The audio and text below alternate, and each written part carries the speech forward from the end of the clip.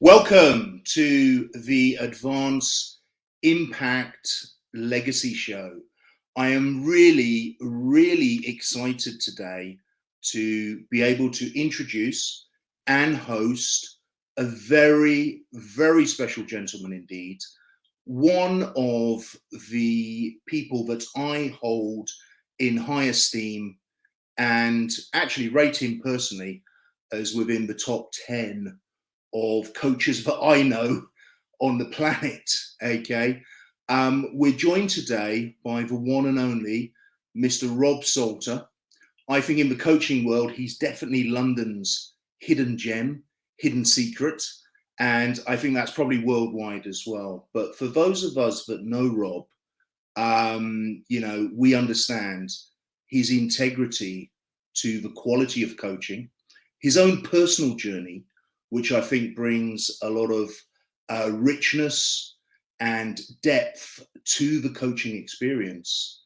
And also his spirituality, which he may or may not talk about today, but I think it adds a really bespoke quality angle to the coaching delivery. Now, as many of you know, I'm a sort of coach and coach's coach, and for me to say these things, I don't say them lightly. So without further ado, let's give a warm welcome to Mr. Rob Salter. Thank you, Matt. Hey, Rob. For that kind introduction. How are you? I'm very well, thank you. Good to see you. And you, level. Yeah, thank you for joining us on this call. I'm really excited and a little bit, I've got to admit, I'm feeling a little bit nervous because I'm sort of, you've got your glasses on and you're in coachy mode. And, so as an interviewer, I want to do my best, but feel free, Rob, to share and disclose, whatever you may. I always like to start these sessions off with, who is Rob Salter? Where are you from? And what are some of those early defining moments that have kind of, paved your way to where you are today, if you don't mind sharing that, Rob? Sure, no problem. So I'm a Londoner, as you referenced earlier. I now live in North London, in Muswell Hill, and I guess I was introduced to coaching as a teacher. So I spent 30 years teaching, and in fact, I retired this year, took early retirement, which is marvelous. But so I was working in a school probably about 10 years ago, which was a very forward-thinking school, and they decided they wanted to invest in their staff, and they provided free coach training. But there were 2 paid positions at the end of this course for people who wanted to become teacher coaches.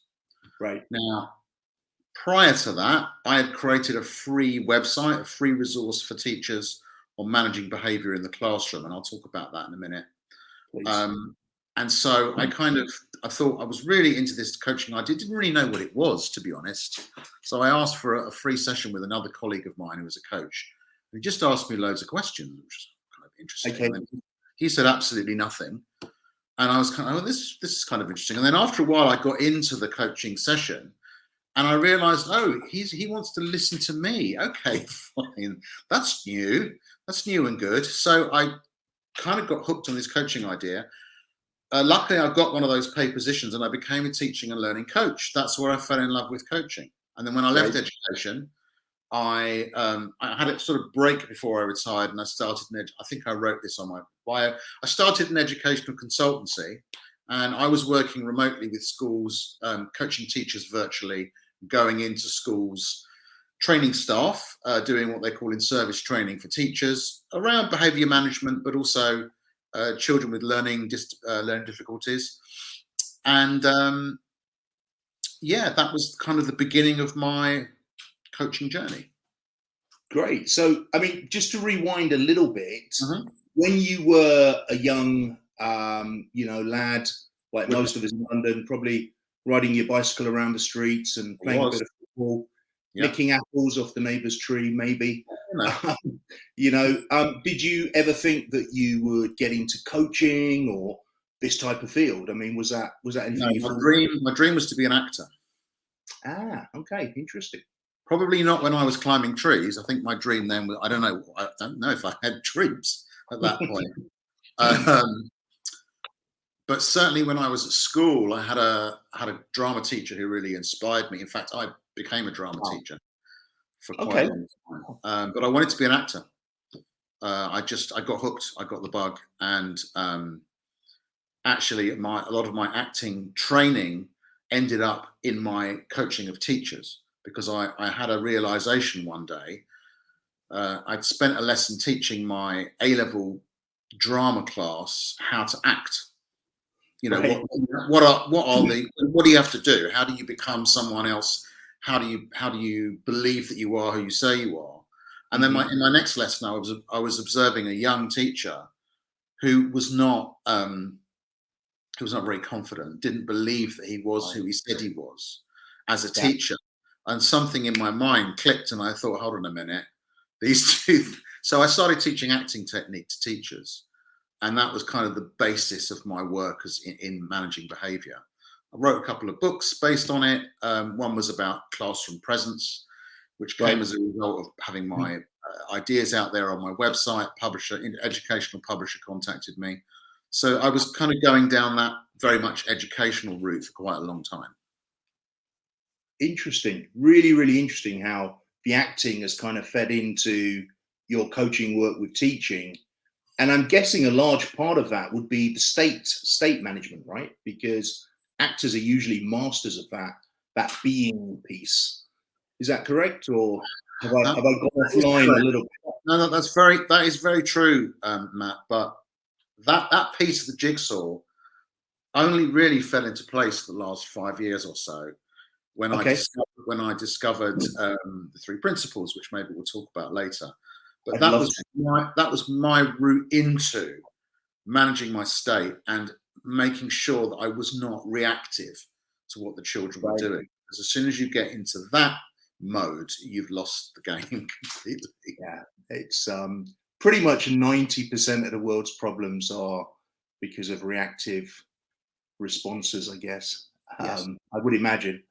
Yeah. Really interesting. I mean, I know a lot of teachers while we're on the education Mhm. piece for now, because I do want to dig into your coaching and the three principles and all of that good stuff, Rob, and a little bit of current affairs maybe as well. But while we're on the education bit, I've got quite a few friends who are teachers in the UK, okay, mostly in London, Yeah. and largely, without generalizing, because it's just my friends and my experience and what's been fed back to me, Mhm. um, they seem to be having a really tough time with their role in schools, secondary schools especially, with the pandemic, with all of the stuff that came post lockdowns, with some of the domestic changes that families have gone through, with the confusion and everything else. What would you sort of say to those people who are in teaching right now,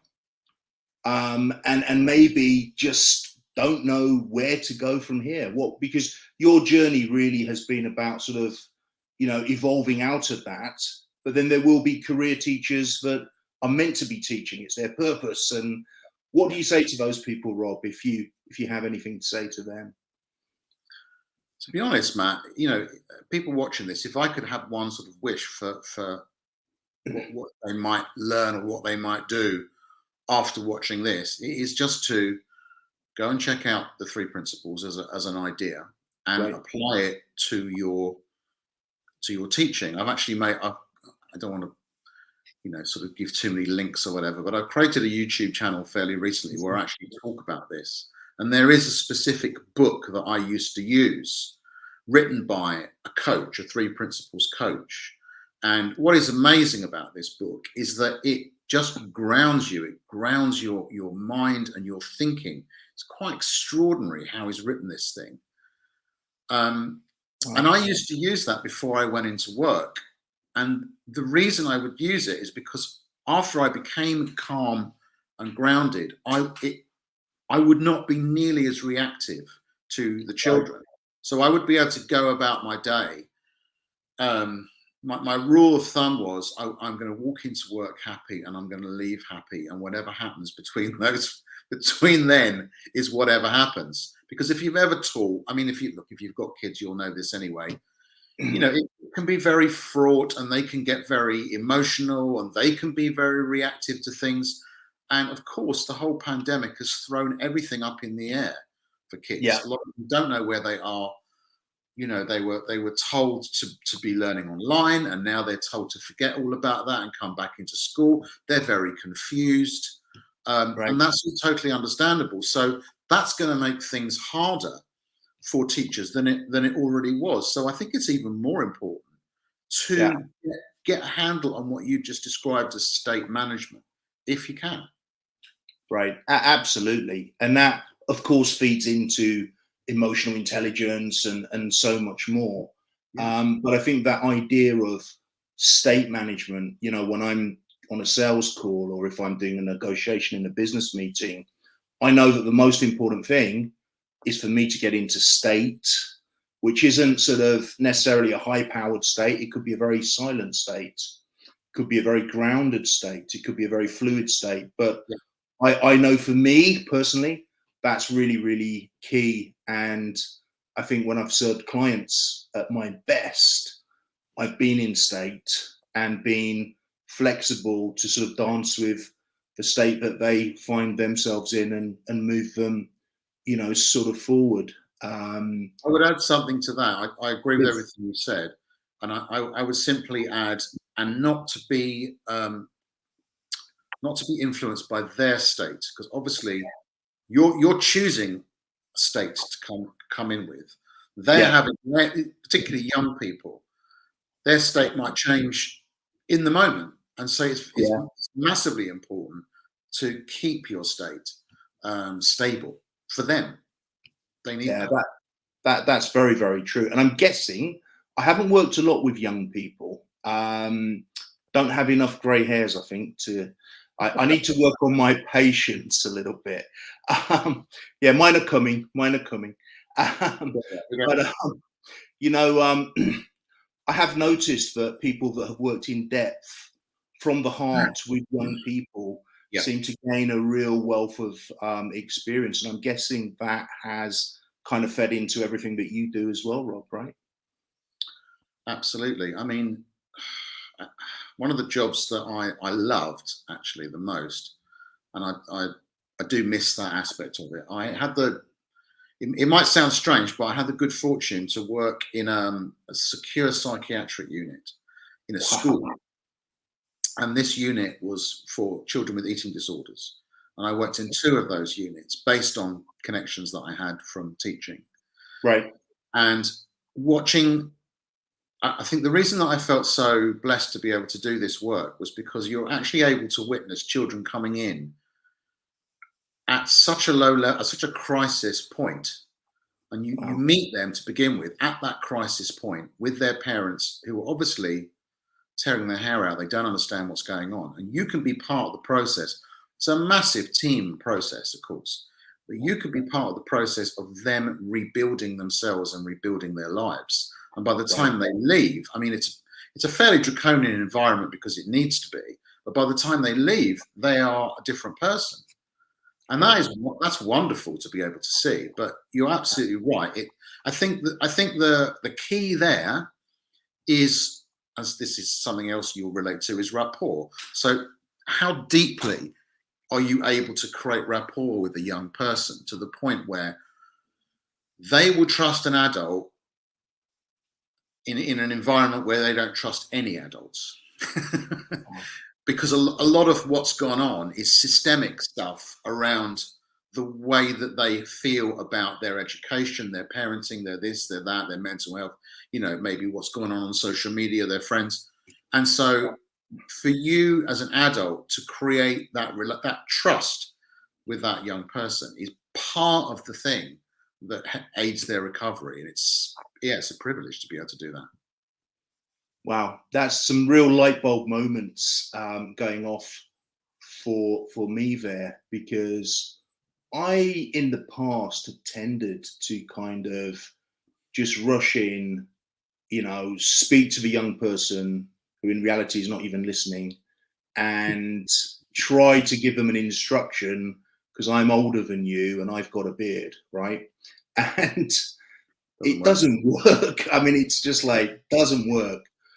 But I remember one day, one of the churches in Bedford volunteered me to go and speak to a load of young kids on an estate. Now, Bedford's not very rough, but they do have some areas which are sort of, like most of the country, their families which are struggling and stuff like that. And so I had to go and speak to these like 20, 30 kids who were like 13, 14. And I really didn't want to do it because I didn't know what to say to them, right? And as I was getting ready and sort of meditating and kind of planning to this talk, something just came in my mind. Go and buy yourself a really nice pair of trainers. Because I was a typical dad who kind of got all the kids the nice trainers, and I had a pair of old Dunlops. They weren't really, but and so I went and treated myself to a really nice pair of trainers. And I kid you not, Rob, I sat in that room and they were all looking at my trainers, and I had them all, and it was just incredible. I think my son nicked my trainers like about 3 weeks later, but they were all looking at my trainers. Now, there's any young people watching, please, please, please don't be insulted. I know you're not all about the trainers, but in this scenario, it was the right piece of communication, because they thought, he's all right, him. He's like, he's kind of cool. He's old, but he's kind of cool. And then we just built a rapport from there, and it just kind of flowed. But for me, that was something I would never do, but that rapport is so key, isn't it? So my kind of rule of thumb when I was first started teaching, I don't really know where this I know I do know where it came from. I did a lot of youth work before I started teaching. And so teaching actually became kind of an extension of the youth work that I did. But certainly as a youth worker, you have to go into any interaction with a young person accepting who they are first. So if I just spoke to them on what they might say on a level, I just accepted them. I didn't try and play a role. I didn't try and impose or dominate or impose my will, what have you. It worked. I'll give you an example of that. You're talking about this youth club that you went to. I must have spent about 4 years at one point in my career doing supply teaching, and I chose to do supply teaching because I was writing plays at the time. So I didn't want to have too much time, planning and preparing and marking. But I worked in some pretty rough schools. I'm not going to say where, but pretty hair-raising schools. And the way I managed to do it was to come in. So normally you'd be given a pile of work, you'd be shown where the room is, you open the door, you take a sharp intake of breath. Really? I've got to deal with those. And then I would walk in and I would go and give a sheet of paper to each individual child in the class and say hello. Wow. And simply create rapport very, very quickly with as many individuals as possible. And once I'd done that, I'd go to the front of the class and then start behaving as a teacher. Love it. But I accepted them as individuals first, so that when I played the teacher role, which they expected me to do, I didn't get that pushback. Oh, you're not our usual teacher. Who are you? Let's do this, right? Yeah. Just my way of. So it's very similar to the trainers thing. You find something, just anything, to create that connection.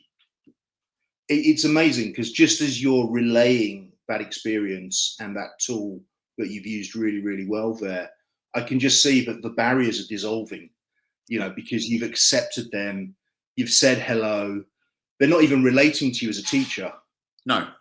And it's really surprising for them as well, because teachers don't do that.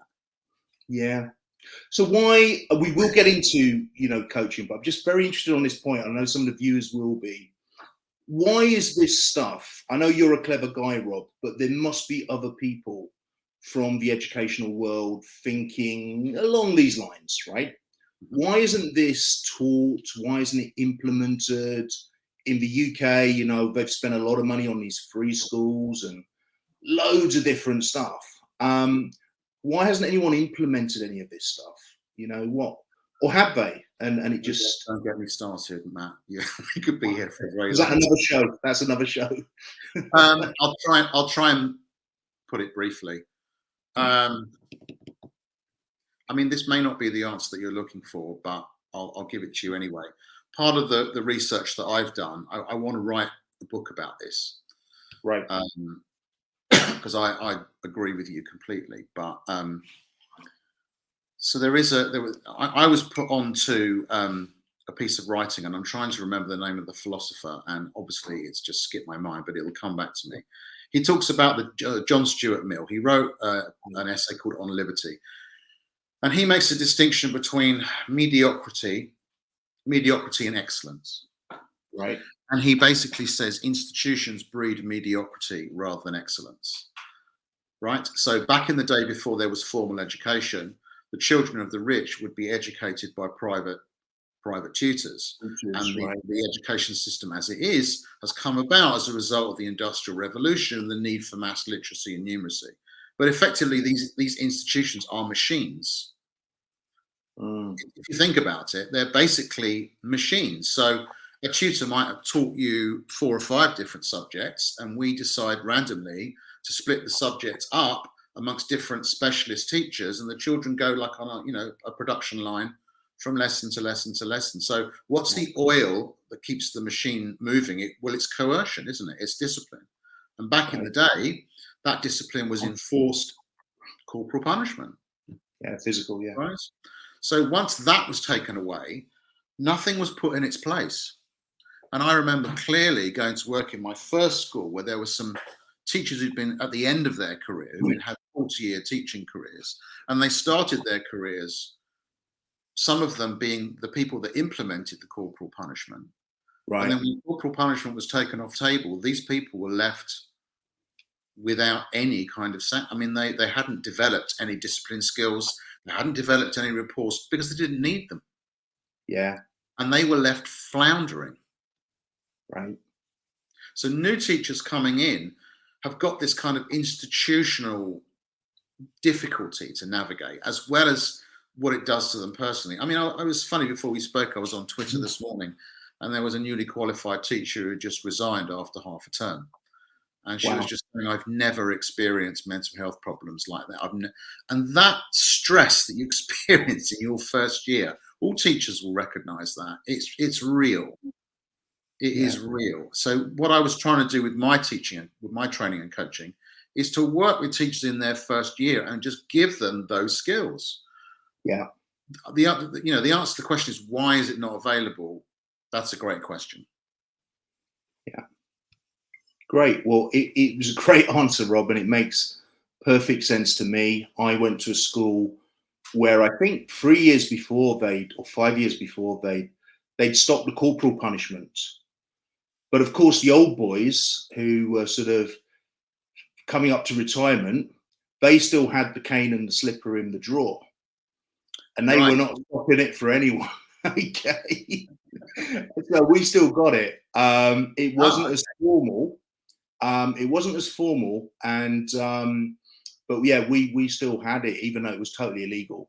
And of course, in those days, most of us wouldn't really make too much noise about it. No. And parents generally complied. There was the odd one that didn't, but most parents generally would comply. But yeah, I saw some awful things of, one student in particular taking a real beating by the PE staff. It was always the PE staff, always. Was it? Is that a pattern? Yeah. Okay. I don't know why. Just sorry if there's any PE teachers. Yeah. Yeah.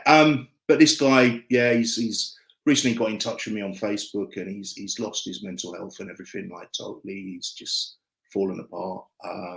Wow. But hey, that is what it is. So Rob, I know coaching wise, you've brought a lot of that experience of dealing with youth and dealing with other teachers in institutions which maybe have tried to limit people's potential to some extent, and you bring that into your coaching.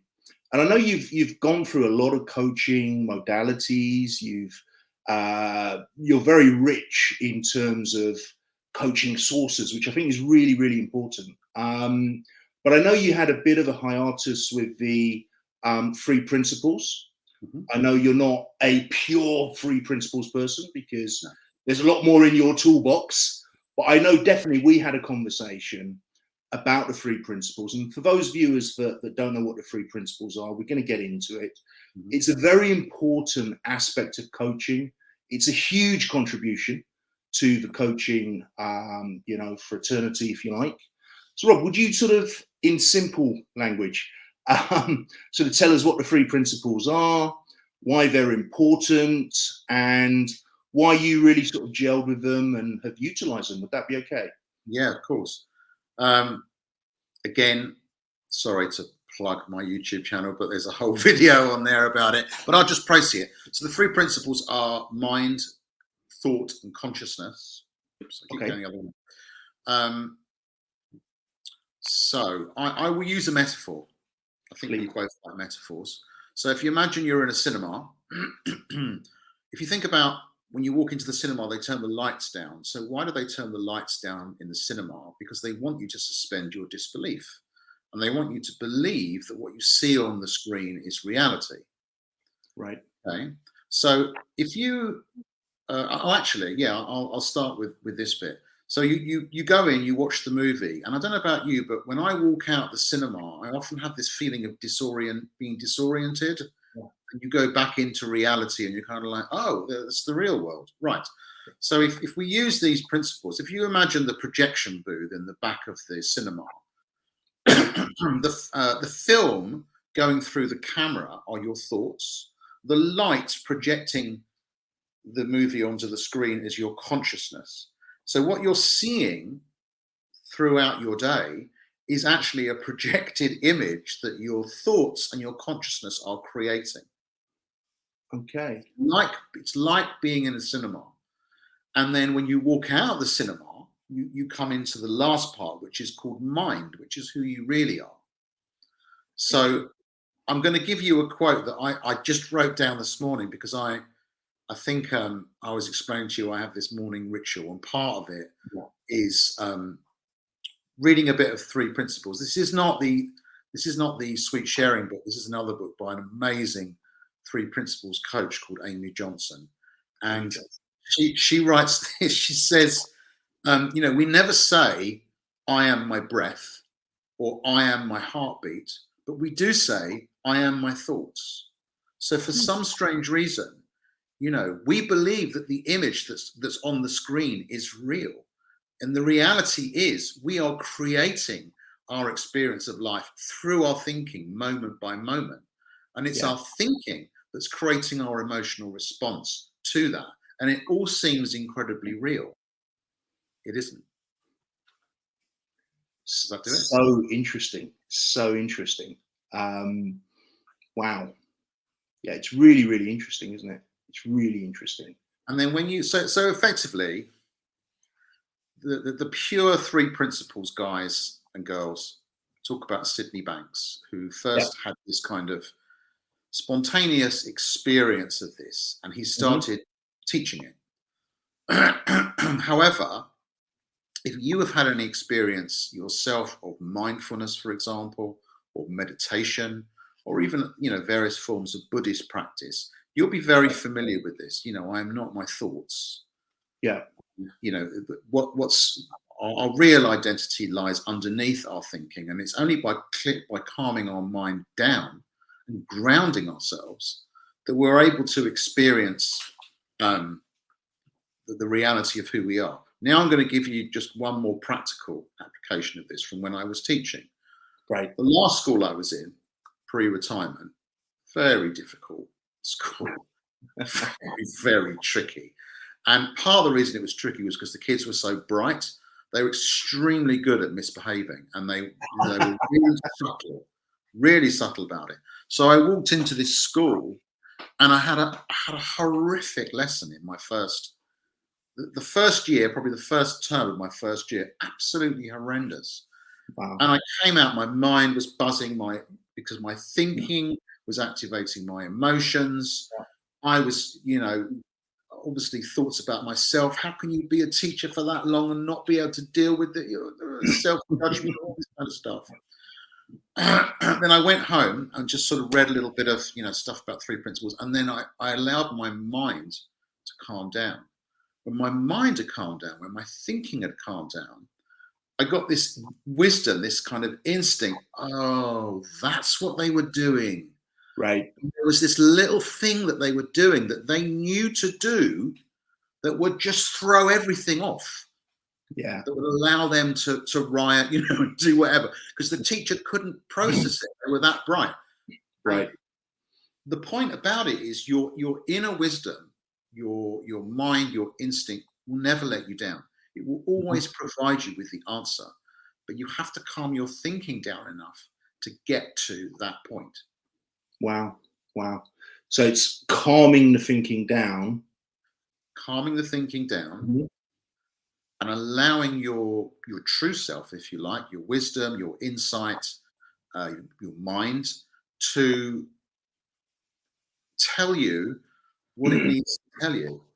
Okay. This also works brilliantly in relationships. If you're having relationship problems, Mhm. I kind of instinctively realized when I started this work, I could probably heal a lot of the relationships in my life that are difficult. And there was one where I actually managed to do it, and I did it by becoming non-reactive.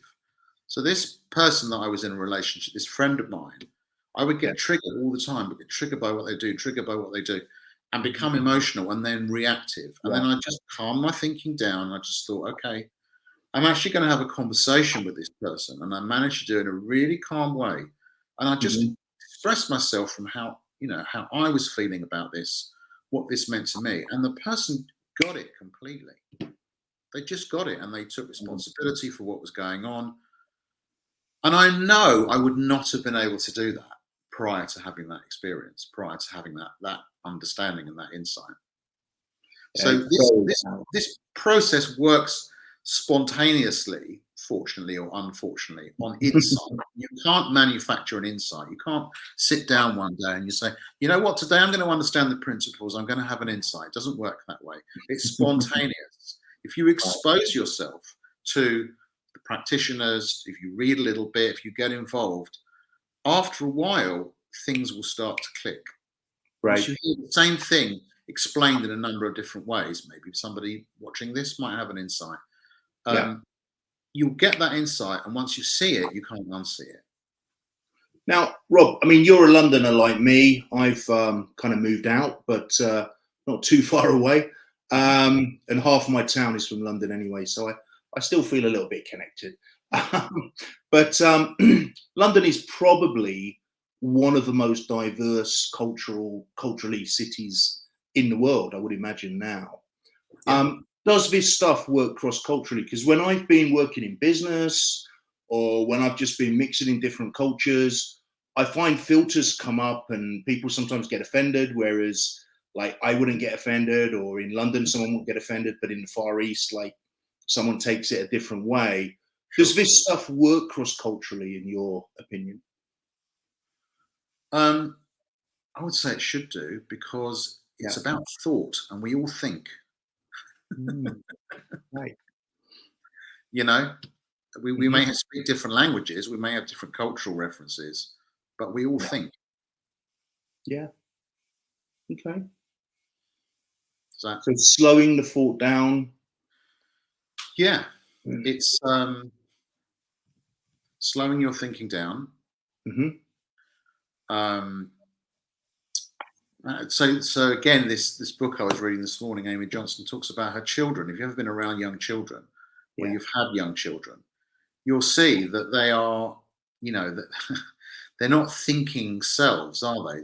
They're just Yeah. experiencing life, and Exactly. also their thoughts and their emotions change so quickly, Yeah. and the children themselves aren't perturbed by this at all. Right. and they're also very connected with each other Yeah. and with their parents and with their communities. They're very connected and they're very loving. And the point about this is you don't have to do anything. You don't have to learn any technique. Mhm. You have to peel all that away almost, Right. and then discover what was there all along. Got it. This That's is really what really, it is. yeah, it's really, really interesting. Really interesting. So, with your clients, I mean, is there a heavy bias onto the kind of three principles process, or is everything you do pretty much bespoke? Yeah, it's very much based on what the client wants. So I work with entrepreneurs, for example, people who want to either start businesses or develop their businesses, and this kind of stuff. It can be useful and it can help people become more productive, more Right. creative, for example, more free in what they're doing.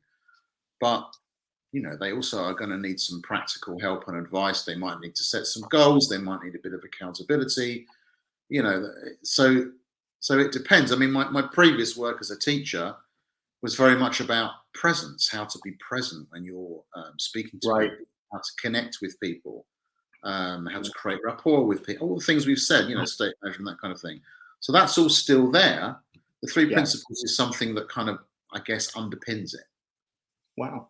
It's very, very interesting. Really, really interesting indeed, Rob. So thank you for sharing and giving the viewers a little bit of an insight into that. Want to kind of skip into some current affairs at the moment. Sure. Recent report I read in America, going back to education, where New York City want to scrap the AP programs, which are the advanced placement programs in New York. They have a kind of two-tier system where they'll have the high achieving students in one set of classes, which is called AP, and then they'll have everybody else in other classes. And because of recent political, and won't get into politics at all, either side, but because of kind of political undercurrents, it's now felt that in New York, we don't want to offend anyone who's not academically able to get into the AP. So they've kind of quashed it. So now everyone's together. What are your thoughts on that, Rob? I don't know if you were aware of that, or it's I quite wasn't. current I in wasn't. America. Yeah, it's well, we've had this argument going on in the UK for a long, long time. Really? Okay. When I first went to school Hmm. back in the 70s, I'll show my age. The school that I went to had been a grammar school, whoops, Right. and then became a comprehensive. Okay. So a lot of the teachers that were teaching me were grammar school teachers, Hmm. and I could even at that young age, I could tell that they didn't know what was going on because they used to be teaching kids who'd been selected academically, and Yeah. suddenly the great unwashed appear in their classrooms, and they're kind of like, Yeah. "What am I supposed to do here?" So I do know teachers who are in favour of mixed ability classes. Okay, Right. and there's quite a detailed set of arguments for mixed ability teaching, basically, which focus from memory on giving an opportunity for those children who are less able to learn from and be inspired by the children who are more able. Right. Now, for a large part of my career, I work with children who have special educational needs. And what would normally happen is that these children, for one reason or another, would be put into a bottom set. So there'd be a top set here, a bottom set there. These Yeah. children felt stigmatized. Oh, we're bottom set children. We're stupid, you know, and therefore their expectations were much, much lower. Um, this is kind of this is not really political or controversial because it's just data. But one of the things Right. they do in schools is they provide computer generated data based on the children's attainment in primary school, and they can predict what that child is going to achieve at GCSE. Wow. So it's And like an that's, algorithm or something yeah, like that. it's been used for a long, long time. It's quite controversial, but Hmm. effectively, you know,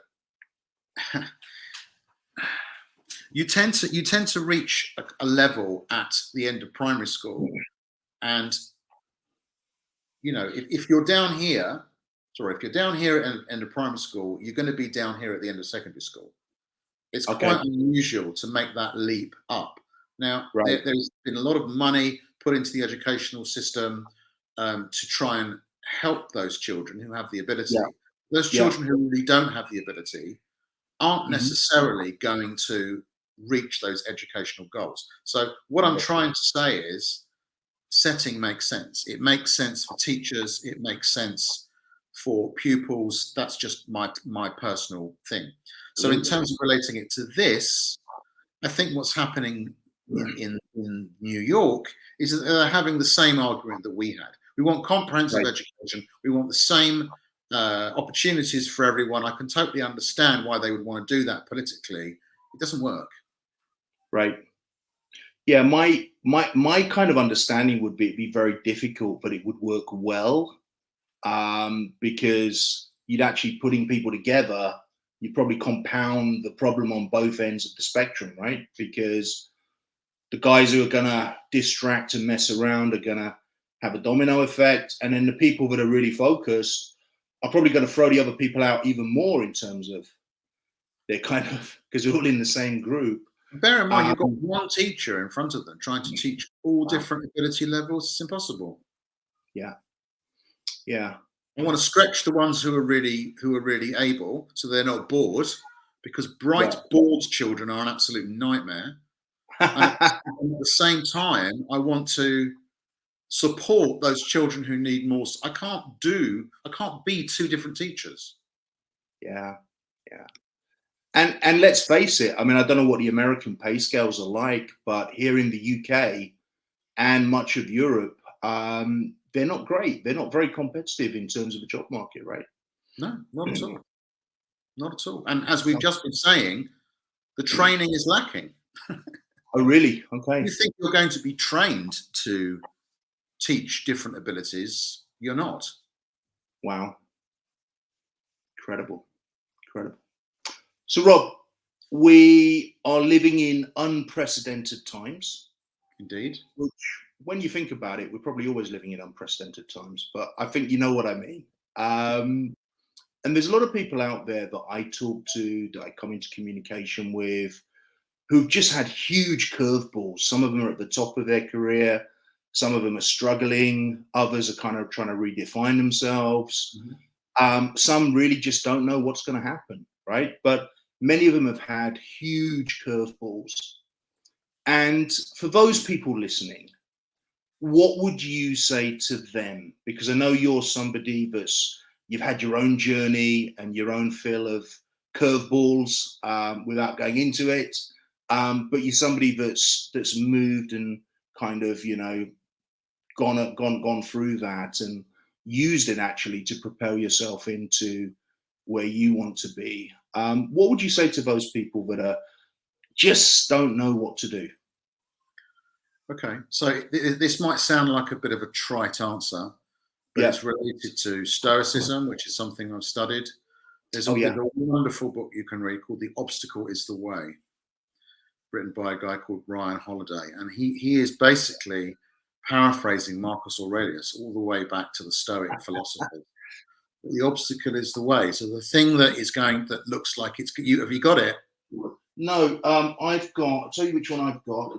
Go on. And I'm glad you mentioned it because I haven't started reading it yet, is The Perennial Seller. So Ryan Holiday. Is that the same guy? Yeah, he's amazing. Okay. He's really worth reading. He's written two great books, The Obstacle is the Way and Ego is the Enemy. So this is a very successful guy in business who I don't think he I think he created his own demise rather than kind of experiencing it. Okay. But so when I was going through my difficulties, that was really my starting point. And the Stoic idea is that these problems are lessons, but the trick is to learn to see them in that way. And again, that can sound very superficial and you just have to look for the positive. But ultimately, if you look at it as something that's there to teach you something about yourself, that can actually improve you. I mean, I now added another layer onto that with a kind of spiritual perspective, and I look at these things as being messages from my creator that he wants me to deal with. He wants me to go through this in order to learn something. Now, what that something is probably will not be apparent right at the beginning, but it will become apparent over time if you persist. One of the things I've added into my morning routine is journaling, and what I love about journaling is that it gives me an opportunity to discover what I'm thinking, because it's very rare that you actually sit down and give yourself time to just write longhand what's going through your mind. And after a while, when your mind calms down, you discover what it is you're thinking, and you'll often find the reasons why these things are happening. Wow. So true, isn't it? When you put pen to paper, I know some people like the electronic version, but I personally find that human connection of body onto paper, it does slow things down, and you sort of see your thoughts as it really is, right? It's incredible. And I think so. First of all, it stops you identifying too much with your thinking, but secondly, it puts you in touch with what I was talking about earlier: your wisdom, your insight. What's really going on? What's this really about? Because there's the surface layer of the problem, and then there's the deeper layer of the problem. I mean, I'm just, we talk a little bit about spirituality, but one of the things I do, I'm Jewish, and I keep Shabbat, which means that from Friday night until Saturday night, I turn off all my devices. I don't answer the phone. I don't carry. I don't cook. And so what's left is, obviously I'm, with my community, praying, whatever, but I also eat and I read and I spend time with myself. Wow. And I don't know what I would do without that time. So I think that's one of the other suggestions I would make to people is find some time in your week, if you can, where you just spend time with yourself. Yeah, it's amazing, Rob. I think we could all learn from that principle of Shabbat that you guys have had for thousands and thousands of years, right? But in this modern era, just unplugging from the screens and just like going back to sitting and not cooking and stuff. I mean, it's just reading. Yeah. So you're allowed to read, are you? You can read when you. Yeah, that's where I get most of my reading done. Wow. I'm pretty much addicted to my devices, unfortunately. All the pings, all the videos, all this, all of that. Yeah. And that feeling on a Friday when I just turn it all off is it's kind of it's freedom. It's amazing. I've got a few Jewish friends online who they all practice Shabbat, and you can kind of see when they're going off. You can kind of see their last post, and then they'll come back, afterwards. On the Saturday evening, isn't it? They come back, and it's a nice reminder for all of us to, whatever our spiritual background or religious, identity is or non. It's a really good principle to remind us all to switch off and plug into source, self, thoughts, consciousness, and mind, which is really important. Did want to ask you a question about spirituality, and no spirituality in particular, by the way. But what I found with coaching is deep coaching. A lot of coaches will go really deep with clients, and they'll have incredible tools to work deeply with clients, but they won't go towards the spiritual side of things, where sometimes that's the place where they really should be going to. Have you got any observations on that, Rob, at all? Or any comments on that? I came to a kind of realization on the last coaching training that I did, actually, that sometimes the word spirituality, the thought spirituality, can send us off into something that isn't actually what spirituality is. Yeah. So if I bring us back to that idea of the child with, without any attachment to thinking, without any attachment to ego, what's the nature of the connection that child has with its caregivers, with its friends? It's love. Right. That's really what we're talking about here. Yeah. So being able to create that loving connection with a client, you have to create it within yourself first of all. But if you can then share that with a client and allow the client to come into that, Yeah. they feel supported and they feel acknowledged, and that's all spiritual, isn't it? That's all about the deeper self. Wow. Yeah. Very, very much so. That's how I think of, because yeah, you're absolutely right. Without talking about specific religions or specific, Mhm. it comes down to love. It comes down to that connection, Wow. the depth of that connection. Yeah. Wow. What a perfect way to kind of crescendo. Love it's the ultimate, isn't it, really? As in, all you need is. Yes, absolutely. We better not start singing that, No, because I won't. I won't. that will I won't take do us that. into another dimension. Rob, final thoughts, comments for viewers that are listening. There's so much gold here, guys. So, you can see Rob's links are on the screen. We've got his YouTube trailing down the bottom. And on the YouTube video, when we release this, then we'll have all of Rob's links. So do follow him. And he put some really interesting stuff up there. Rob, any final thoughts from yourself? Yeah, I think if people are interested in hearing a bit more from me, then just pop over to my YouTube channel, because I'm making a video every week. Oh, wait. At, Okay. at this point in time, I've committed myself to doing that for 2 years. Wow. So I'm saying that here because that's what I'm going to do. And as you know, I'm moving. Yes. Changing country. So whatever happens, I'm going to be making a video once a week for 2 years. So you might get sick of me, but that's where to find me. Thanks, Rob, so much for joining us. Thanks for sharing so openly. I really hope to have you on as a guest again, go a little bit deeper into certain aspects maybe, but really appreciate you serving us in this way. Thanks so much, Rob. Thank you very much. My pleasure. Well, we've had a deep dive into education, 3 principles, integrity-based coaching, and so much more. Really want to thank Rob. Do follow him. You can see that the links are on the screen. And we are just going to wrap this up. 1 secondo.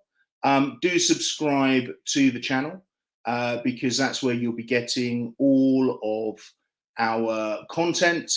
And we really want to make sure that you are in tune, connected, so that you can advance in your purpose, in your destiny, in your sphere, so that you can create an impact. It's not just about ourselves, it's about creating that wider impact, and that creates legacy. My name is Matt W.L. Nerona, hosting the one and only Mr. Rob Salter today. We are out of here, and we'll see you again on another live call, video, or maybe even in person at some point. That'd be pretty cool, wouldn't it?